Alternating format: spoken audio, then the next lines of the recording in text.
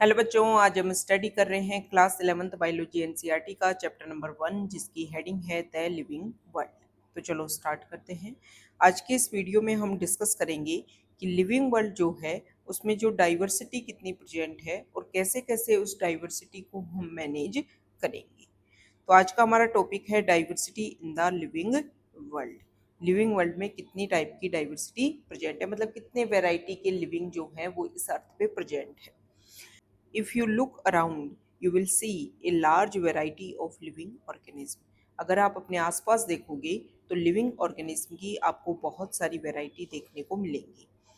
जैसे कि किस किस फॉर्म में, बी इट पोटेड प्लांट्स, जैसे कि आसपास में आपके गमले रखे हैं उनमें पेड़ लगे हुए हैं तो उनमें आप देखो कैसी वैरायटी है। इंसेक्ट, जो इंसेक्ट आप देखोगे उनमें देखो कितनी वैरायटी है। बर्ड्स आप देखो अपने आसपास, योर पेट्स, जो पालतू आपने पाल रखे हैं उनको आप देखो, अदर एनिमल्स एंड प्लांट्स। तो आप अपने आसपास जब इन सबको देखोगे तो आपको बहुत सारी वैरायटी लिविंग की देखने को मिलेंगी।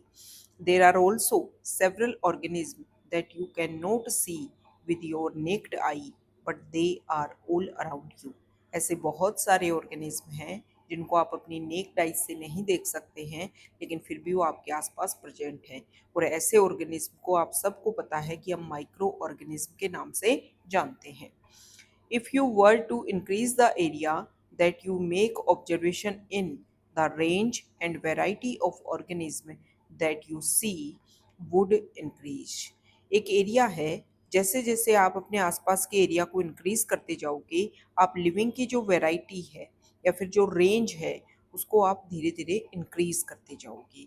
मतलब जैसे जैसे एरिया बढ़ेगा वैसे वैसे लिविंग की वैरायटी जो है वो इंक्रीज होंगी। Obviously, if you were to visit a dense forest, you would probably see a much greater number and kinds of living organism in it। जब आप एक घने जंगल में जाओगे तो आप लिविंग ऑर्गेनिज्म के और भी ज्यादा नंबर जो है वो आप संभवतया देख पाओगे।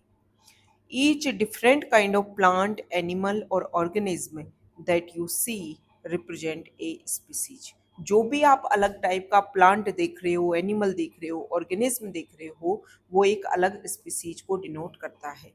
देखो बेटा, दो टर्म होती हैं, एक टर्म होती है स्पीसीज और एक टर्म होती है ऑर्गेनिज्म या फिर इंडिविजुअल। जैसे मैं जो हूँ और आप जो हो वो अपने अपने लेवल पे हम एक एक ऑर्गेनिज्म है, लेकिन हम हमारी जो स्पीसीज है वो सिमिलर है। हम सब क्या हैं, होमोसेपियंस है। तो ये समझ में आया। जैसे मान लो दो काऊ है तो ये दोनों अपने अपने लेवल पे तो क्या है, दोनों इंडिविजुअल हैं, दोनों अलग अलग ऑर्गेनिज्म है, लेकिन दोनों की स्पीसीज क्या है, सिमिलर है। क्या होती है स्पीसीज की डेफिनेशन, पहले भी मैंने जो उसका चैप्टर का फर्स्ट वीडियो उसमें बता रखा है कि अर्नस्ट ने बायोलॉजिकल स्पीसीज की डेफिनेशन दी थी। उन्होंने ये बोला था कि जिन लिविंग ऑर्गेनिज्म को आप फ्रीली इंटरब्रीड करने दो, अगर उनके बच्चे फर्टाइल हों तो उनके पेरेंट्स को हम क्या बोलेंगे कि एक ही स्पीसीज के मेंबर हैं। तो स्पीसीज और ऑर्गेनिज्म मैंने आपको डिफरेंस बताया। The number of species that are known and described range between 1.7 to 1.8 million। अब तक स्पीसीज की जितनी नंबर्स को हम डिस्क्राइब कर चुके हैं, मतलब उनके बारे में हमने सारी बेसिक बातें पता कर ली कि ये स्पीसीज किस हैबिटाट में रहती है, कैसे रिप्रोडक्शन करती है, कैसे न्यूट्रिशन लेती है। इन सब को हमने अब तक 1.7 टू 1.8 मिलियन स्पीसीज के बारे में जान लिया है। This refers to biodiversity. Biodiversity नाम को अगर हम ब्रेक करें तो क्या होता है, bio means living, diversity means variety. Living की कितनी वेराइटी प्रेजेंट है उसको हम बोलेंगे बायोडाइवर्सिटी। और the number and type of organism present on the earth. Earth पे लिविंग की कितने नंबर और टाइप प्रेजेंट हैं ऑर्गेनिज्म के, उसको हम बोलते हैं बायोडाइवर्सिटी। नाम से ही पता चल रहा है हमें। We should remember here that as we explore new areas and even old ones, new organisms are continuously being identified। जैसे जैसे यहाँ पर हमें इस बात को ध्यान में रखना चाहिए और याद रखना चाहिए कि जैसे जैसे हम नए एरियाज को एक्सप्लोर करेंगे वैसे वैसे जो हैं वो हमें न्यू ऑर्गेनिज्म आइडेंटिफाई रेगुलरली होते रहेंगे। As stated earlier, there are millions of plants and animals in the world। जैसा कि हमने पहले भी बताया कि इस अर्थ पे मिलियंस की संख्या में प्लांट और एनिमल प्रेजेंट है। We know the plants and animals in our own area by their local name। जो भी प्लांट और एनिमल प्रेजेंट हैं इस अर्थ पे, जिनमें से कुछ हमारे लोकल एरिया में भी होंगे, जिनको हम अपने लोकल एरिया में लोकल नेम से जानते हैं। These local names would vary from place to place. ये जो लोकल नेम है ना, वो हो सकता है हम अपने एरिया में उस प्लांट को किसी और नाम से जानते हो और वो ही प्लांट जो है वो किसी अदर एरिया में दूसरे नाम से जाना जाता हो। Even with in a country, और अगर हम कंट्री में भी देखें, एक कंट्री से दूसरी कंट्री में हो सकता है हम जिस प्लांट को जिस नाम से जान रहे हो सकता है दूसरी कंट्री में उसको और ही किसी नाम से जान रहे हो। Probably you would recognize the confusion that would be created if we did not find ways and means to talk to each other to refer to organism we are talking about. तो ये चीज क्या करेगी, confusion create करेगी। जैसे कि मैं आपको एक एग्जांपल देती हूँ, जैसे हमारी क्लास में 50 बच्चे हैं और 50 बच्चे में बहुत सारे बच्चे ऐसे हैं जिनके सिमिलर नेम है। जैसे एक आलोक नाम है, उस नाम के हमारी क्लास में 10 बच्चे हैं। और मान लो बाहर से जो है वो बुलाने आता है पियोन और बोलता है कि आलोक को बुलाया गया है। तो 10 के 10 जो आलोक नाम के बच्चे हैं वो सोचेंगे मुझे बुलाया, मुझे बुलाया, मुझे बुलाया, किसको बुलाया। ठीक है, तो ऐसे ही ये जो कॉमन नेम होते हैं, लोकल नेम होते हैं किसी भी लिविंग ऑर्गेनिज्म के, वो क्या करते हैं, कंफ्यूजन क्रिएट करते हैं। और इस कंफ्यूजन की वजह से हम जो बात करना चाहते हैं उस ऑर्गेनिज्म के बारे में वो कर ही नहीं पाएंगे, क्योंकि मैं उसको कुछ और समझ रही हूँ, सामने वाला कुछ और समझ रहा है, किसी और कंट्री के मेंबर से बात कर वो कुछ और समझ रहा है। तो इसका सॉल्यूशन ये है कि जो भी ऐसे ऑर्गेनिज्म है ना लिविंग, उन सबका हमें एक यूनिक नाम देना होगा और इस प्रोसीजर को हम बोलते हैं नोमेनक्लेचर। ठीक है, और ये यूनिक नेम जो है वो पूरे वर्ल्ड में एक लिविंग ऑर्गेनिज्म का एक का ही होना चाहिए। जैसे ये डिसाइड कर दे कि आलोक नाम पूरे वर्ल्ड में एक ही पर्सन का होना चाहिए, सेम ऐसी बात की गई है। ठीक है ना, जैसे हम ह्यूमन हैं, हम होमोसेपियंस हैं, तो हम ही होमोसेपियंस हैं, इसके अलावा किसी और ऑर्गेनिज्म को होमोसेपियंस नाम नहीं दिया जा सकता है। ये क्या करेगा, कंफ्यूजन को दूर करेगा। जो कंफ्यूजन लोकल नेम की वजह से हुआ ना, वो कंफ्यूजन दूर हो जाएगा। सब पूरे वर्ल्ड के साइंटिस्ट लोगों को पता रहेगा कि होमोसेपियंस तो ह्यूमन होते हैं। ठीक है, तो जब भी कोई होमोसेपियंस की बात करेगा तो सामने वाला पर्सन पहचान जाएगा अच्छा ह्यूमन की बात कर रहा है। ठीक है, तो ये होता है nomenclature. Hence, there is a need to standardize the naming of living organisms such that a particular organism is known by the same name all over the world. तो जो भी लिविंग ऑर्गेनिज्म हैं उनके नेमिंग को लेकर के हमें कुछ स्टैंडर्ड जो हैं वो बनाने चाहिए, ताकि किसी भी लिविंग ऑर्गेनिज्म का जो नेम है वो पूरे वर्ल्ड में सेम नेम रह सके। और इस प्रोसेस को हम बोलते हैं nomenclature. Obviously, nomenclature or naming is only possible when the organism is described correctly and we know to what organism the name is attached to, that is identification. और नाम हम परफेक्टली तभी दे पाएंगे जब उस लिविंग के बारे में हमें सारी बेसिक बातें अच्छे से पता हो, मतलब उसका हमने आइडेंटिफिकेशन सही किया हो। मान लो एक प्लांट है, ठीक है, और हम उसको ट्रीट कर रहे हैं एनिमल की तरह, तो फिर उसको हम करेक्टली नाम कैसे दे पाएंगे, बिल्कुल नहीं दे पाएंगे। तो पहले सबसे पहले आइडेंटिफिकेशन परफेक्टली होना जरूरी है, तभी जाकर के उसको परफेक्टली नाम दिया जा सकता है। जैसे कि एक स्कूल में बच्चे आए तो उसका हमने परफेक्टली आइडेंटिफिकेशन किया ना कि बच्चा जो है वो 4th क्लास पास करके आया है, मतलब 5th में जाना चाहिए। हमने सिर्फ बच्चे को देखा और पकड़ करके 12th क्लास में बिठा दिया, तो हमने परफेक्टली आइडेंटिफिकेशन नहीं किया ना, जिसकी वजह से क्या हो गया, प्रॉब्लम क्रिएट हो गई।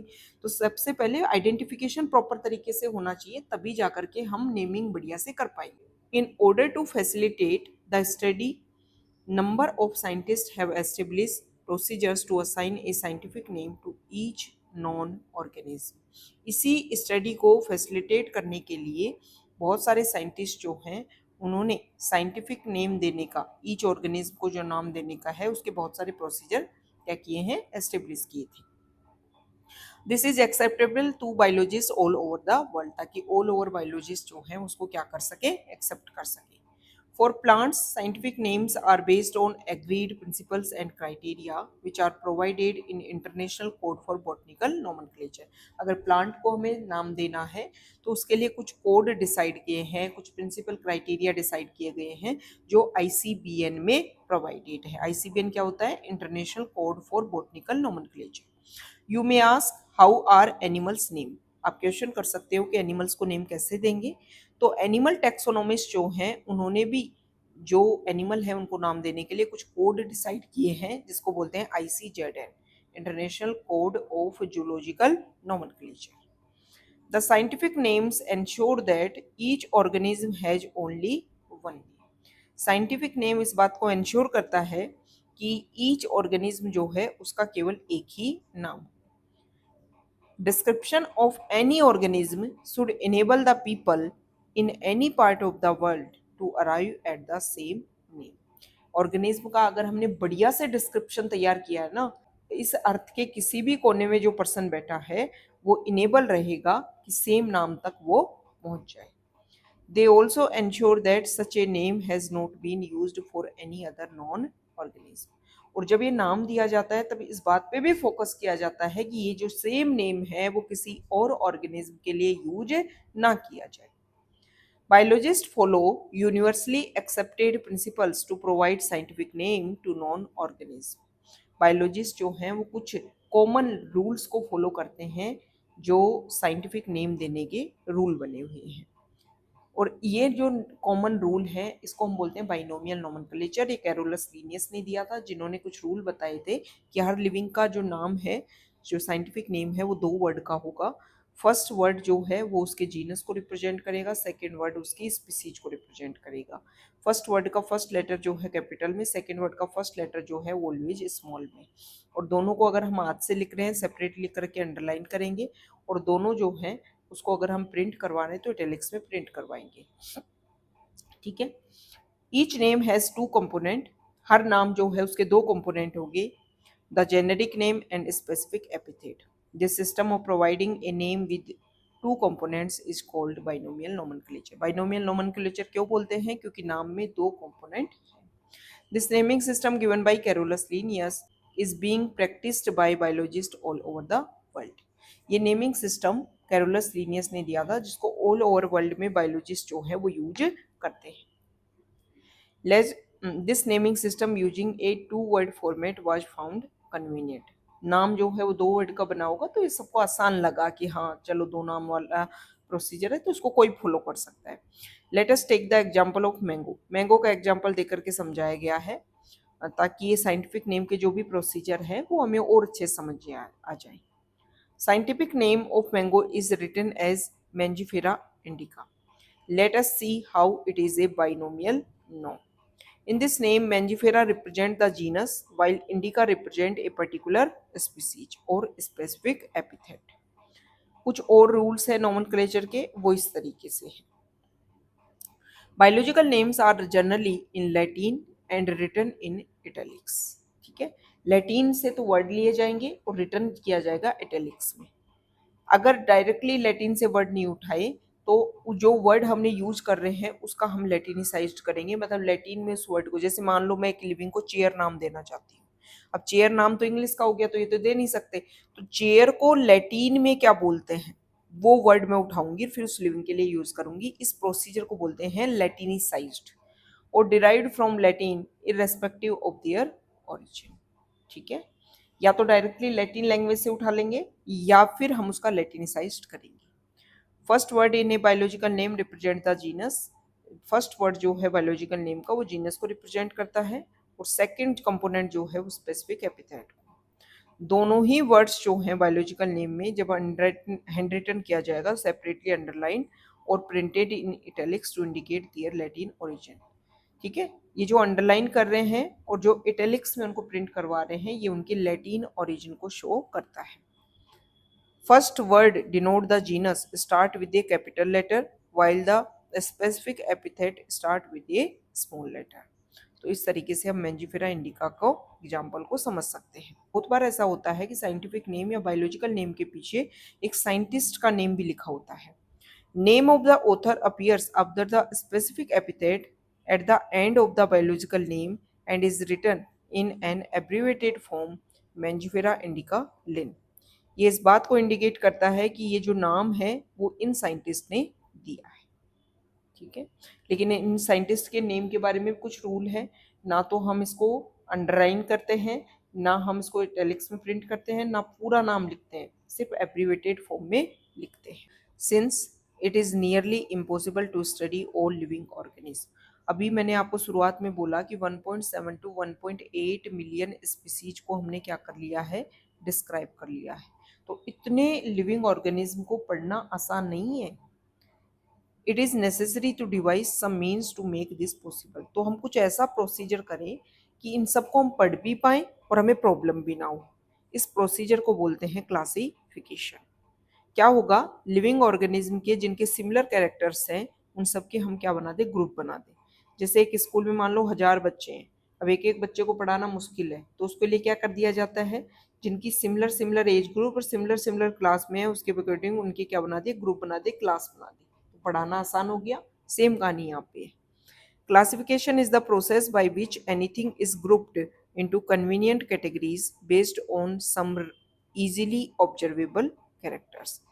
क्लासिफिकेशन वो प्रोसेस है जिसमें कोई भी ऑर्गेनिज्म जो है या कोई भी जो है उसको हम इजीली ऑब्जर्वेबल कैरेक्टर्स के बेसिस पर कन्वीनियंट कैटेगरीज में रखते हैं। For example, we easily recognise groups such as plants और एनिमल्स और डॉग, कैट और insect. The moment we use any of these terms, we associate certain characters with the organism in that group. बोला गया है कि जब हम plant animal का नाम लेते हैं तो हमारे में एक बेसिक अंडरस्टैंडिंग है, तो जब भी हम कैट का, डॉग का नाम लेंगे तो हम उसको डिफ्रेंशिएट कर पाएंगे किस में रखना है। What image do you see when you think of a dog? Obviously, each one of us will see dogs, not cats.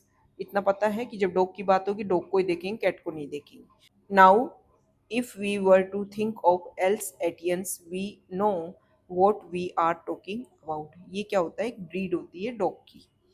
तो जब हम इसकी बात करेंगे तो आप किसकी बात कर रहे हो आप समझ जाओगे। Similarly, suppose we were to say mammals, you would of course think of animals with external ears, body hair. आप समझ जाओगे कि जिनकी बॉडी पे हेयर है, जिनके बाहर जो है एक्सटर्नल ईयर प्रेजेंट है, जिनमें मेमरी ग्लैंड्स प्रेजेंट है, वो मैमल्स में आते हैं।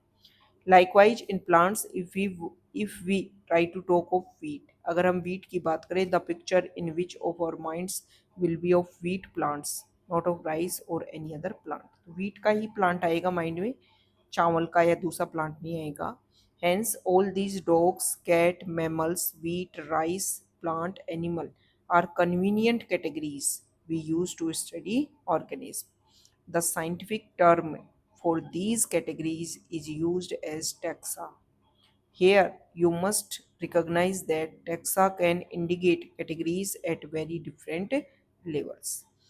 प्लांट्स जो हैं वो भी एक टैक्सा को बनाते हैं, वीट जो है वो भी एक टैक्सा है। Similarly, animals, mammals, dogs are all taxa. But you know that a dog is a mammal and mammals are animals. Therefore, animals, mammals, and dog different taxa at different levels. ठीक है, हर जो term आपने use की वो एक तरीके से category है और उसको हम कॉमनली टैक्सा नाम से जान जाते हैं। Hence, based on characteristic, all living organism can be classified into different taxa. जैसे स्कूल में बच्चों को अलग अलग क्लास में बांटा, वैसे ही लिविंग ऑर्गेनिज्म को भी उनके कैरेक्टरिस्टिक के बेसिस पर डिफरेंट टैक्सा में क्लासिफाई कर सकते हैं, और ये प्रोसेस होता है क्लासिफिकेशन का, टैक्सोनॉमी। मॉडर्न टैक्सोनॉमी में हम कुछ बेसिस यूज करते हैं जिसके बेसिस पर लिविंग ऑर्गेनिज्म को हम क्या करते हैं, डिफाइन करते हैं।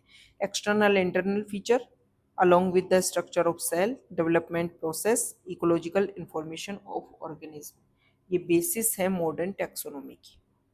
इसके अलावा टैक्सोनॉमी के बेसिक हैं कि हम लिविंग को ग्रुप्स में डिवाइड कर रहे हैं, तो किस बेसिस पर कर रहे हैं, तो इसके कुछ स्टेप होते हैं। सबसे पहले उस लिविंग के हमें कैरेक्टर्स को लिखना होता है, फिर उनके बेसिस पर हम आइडेंटिफाई करते हैं किस किस के कैरेक्टर सिमिलर है, उनको हम एक ग्रुप में रखें। तो फिर आइडेंटिफाई किस करने के बाद में उनको इस ग्रुप में रख देते हैं, क्लासिफिकेशन। फिर लास्ट में उनका नाम दे दिया जाता है जो साइंटिफिक नेम होता है, ताकि जो कन्फ्यूजन है वो क्रिएट ना हो। तो ये स्टेप होते हैं टैक्सोनॉमी के। Taxonomy is not something new, ऐसा नहीं है टैक्सोनॉमी अभी डेवलप हुआ है साइंस के बाद में, नहीं नहीं। ह्यूमन बींग्स जो है वो हमेशा से बहुत अलग अलग तरीके से ऑर्गेनिज्म को उसके यूज के बेसिस पे, उसके रेफरेंस के बेसिस पे जो है वो उनको क्या करता था, क्लासिफाई करता था। पहले के दिनों में ह्यूमन बींग्स जो है वो फूड, क्लोथिंग और शेल्टर के बेसिस पर जो लिविंग ऑर्गेनिज्म है उनको क्या करता था, क्लासिफाई करता था। Hence, the earliest classification were based on the usage of various organisms. तो शुरुआत का क्लासिफिकेशन सिर्फ यूजेज पे था, क्या यूज हो रहा है। Human beings were since long not only interested in knowing more about different kind of organism, and their diversities but also the relationship among them. Human ने बहुत हमेशा से कोशिश की है कि अलग अलग ऑर्गेनिज्म में ढूंढता तो रहूं, लेकिन मैं ये भी पता करता रहूं कि किस ऑर्गेनिज्म का किससे कैसा रिलेशन है। और ये ब्रांच जो रिलेशनशिप बनाने में हेल्प करती है, रिलेशनशिप को पता करने में हेल्प करती है, ये स्टडी की ये ब्रांच जो है वो सिस्टमेटिक्स होती है।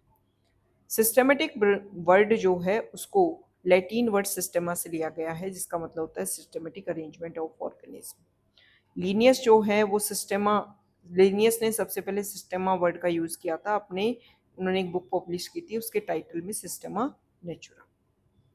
The scope of systematic was later enlarged to include identification, nomenclature and classification. बाद में सिस्टमेटिक्स का जो एरिया है वो डेवलप हो गया, मतलब सिर्फ उसमें रिलेशनशिप को ही एस्टेब्लिश करने में ध्यान नहीं रखा गया, ये भी ध्यान रखा गया कि टेक्सोनोमी में जो जो बेसिस है उनको भी इंक्लूड कर दिया गया। Systematic takes into account evolutionary relationship between organism.